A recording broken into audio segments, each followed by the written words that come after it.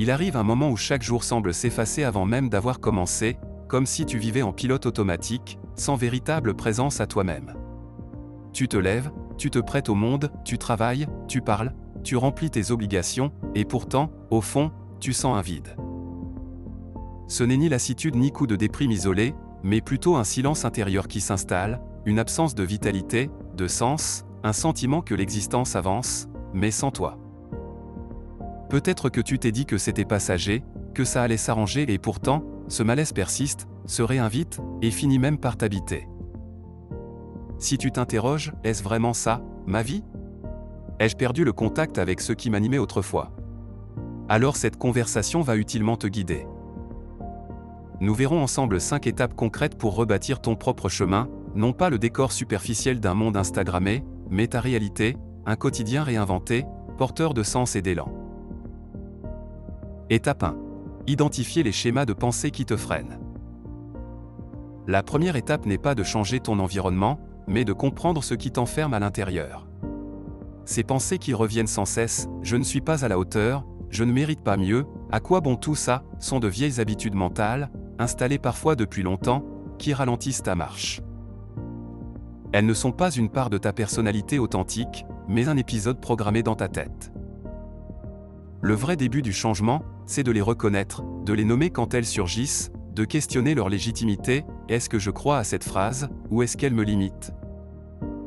Le simple fait de mettre en lumière ces pensées les fragilise et ouvre la possibilité d'un regard nouveau sur toi-même.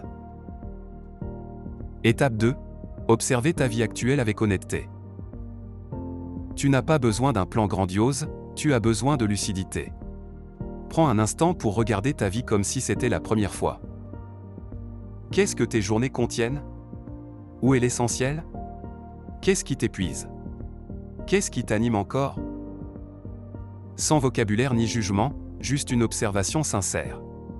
Tu découvriras peut-être que les tâches s'enchaînent sans que tu en ressentes l'utilité, que tu es entouré sans vraiment te sentir connecté, que tu t'actives sans réellement avancer. C'est là, dans cette clarté nue, que commence la reconstruction, tu ne peux plus prétendre, tu dois voir. Étape 3. Créer un plan d'action personnel qui résonne en toi.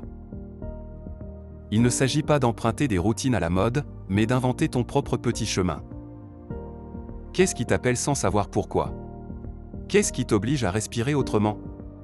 Ce plan, tu vas le construire avec l'histoire que tu portes, avec les fragments de toi silencieux. Choisis un geste possible demain, peut être marcher 10 minutes au lever, faire une pause sans écran, appeler quelqu'un que tu n'as pas revu. C'est modeste, mais c'est toi.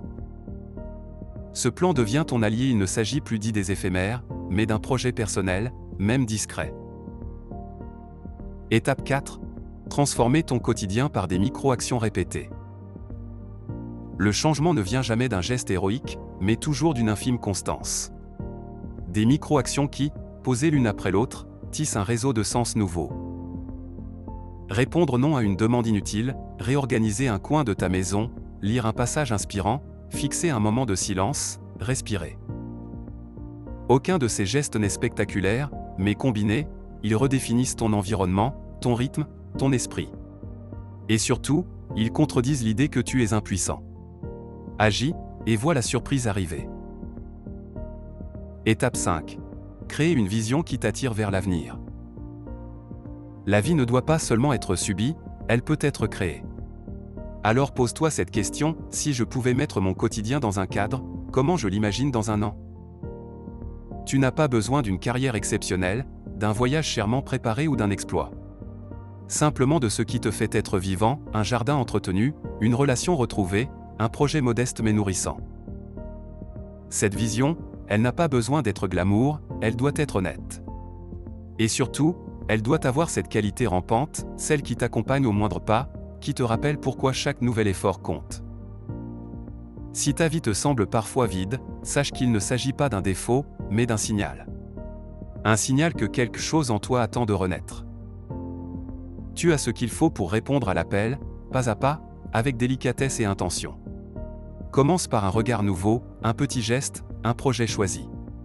Et vois ton horizon se colorer, peu à peu, de ta présence retrouvée. Dis-moi, parmi ces 5 étapes, laquelle t'inspire ou résonne le plus en toi?